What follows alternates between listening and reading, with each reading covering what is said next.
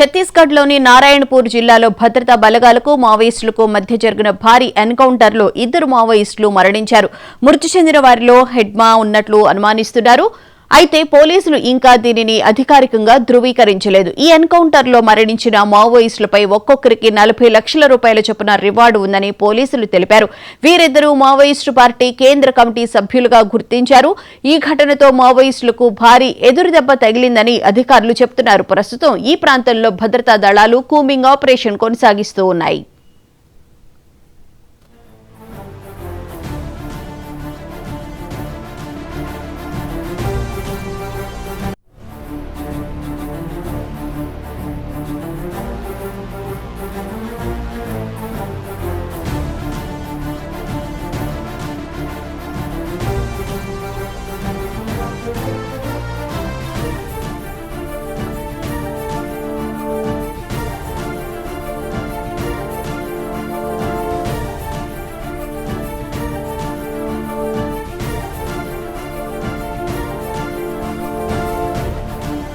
ఛత్తీస్గఢ్లోని నారాయణపూర్ జిల్లాలో మావోయిస్టు పార్టీకి చెందిన 2 కేంద్ర కమిటీ సభ్యుల ఎన్కౌంటర్ను పౌర హక్కుల సంఘం తీవ్రంగా ఖండించింది.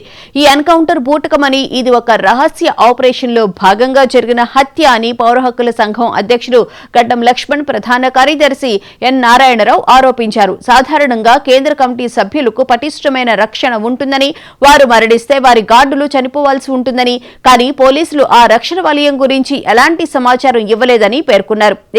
ఇదే అంశానికి సంబంధించిన పూర్తి వివరాలను మా ఆదిలాబాద్ ప్రతినిధి శ్రీనివాస్ రెడ్డి తెలుసుకుని. శ్రీనివాస్, చెప్పండి. కేంద్ర కమిటీ సభ్యుడైనటువంటి హెడ్మా చనిపోయారని చెప్పని అంటున్నారు. దీంట్లో వాస్తవం ఎంత? పోలీసులు వాస్తవాలను బయట పెట్టారా?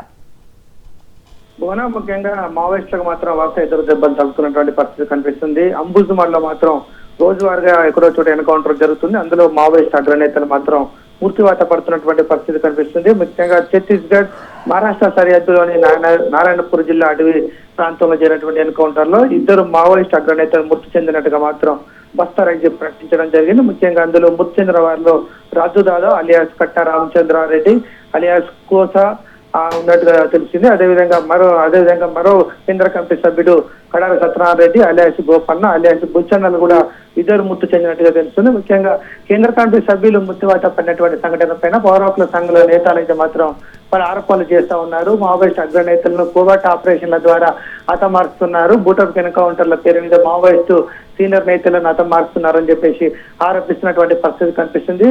ముఖ్యంగా ఛత్తీస్గఢ్, బిజాపూర్, నారాయణపూర్ అటవీ ప్రాంతాల్లో మాత్రం మావోయిస్టు అగ్రనేతలు రోజుకో చోట ఎన్కౌంటర్ లో మాత్రం మృత్యువాత పడుతున్నటువంటి పరిస్థితి కనిపిస్తుంది. అదేవిధంగా మావోయిస్టు పార్టీకి అయితే కోలుకునే జబ్బు అయితే కనిపిస్తుంది.